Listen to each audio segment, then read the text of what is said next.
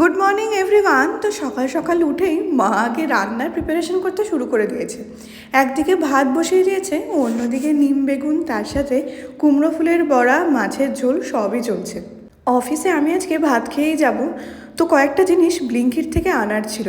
Recently এখানে ব্লিঙ্কিট চালু করেছে, আর আমার যে এত সুবিধা হয়েছে, 10 মিনিটের মধ্যেই সব কিছু হাতের কাছে পেয়ে যাই।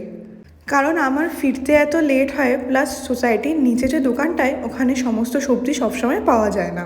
তো যাই হোক, মারা যে কদিন আছে সেই কদিন ভালো মতো একটু সবজি খেয়ে নিতে পারবো। এই আমি রেডি হলাম অফিসের জন্য, বেরোবো। মার্চ মাস, এখন প্রচণ্ড দেরি হচ্ছে, তার ওপর কাজের তেমন প্রেশার। তো এই যে মাকে টাটা করে আমি চললাম অফিসের জন্য। আর আজকের ওয়েদারটা এত ভালো ছিল, মাঝে একটু বৃষ্টিও হয়েছে। ঠিক অফিস পৌঁছেছি, আবার ঝমঝমিয়ে বৃষ্টি স্টার্ট হয়েছে। এই রকম ওয়েদারে হাতে চা নিয়ে বাড়ির লোকের সাথে বসে গল্প করব, এই দিনটা যে কবে আসবে। এই দেখো আমি কখন বাড়ি ঢুকছি, 9:54। মা বলছে তোর এত দেরি হয়। বাড়ি ফিরেই তাড়াতাড়ি ফ্রেশ হয়ে বোনকে নিয়ে হাঁটতে নেমেছি।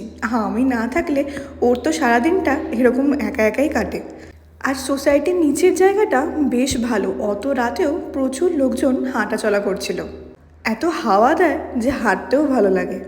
তো এবার আমরা ওপরে যাচ্ছি, ডিনার করব। কালকে আমার আবার অফিস। কিন্তু জানো তো, এই কটা দিন মনে যেন ক্লান্তিটা একটু কম। বাড়ি এসেই যে বাড়ির লোকের সঙ্গে দেখা হচ্ছে। টাটা।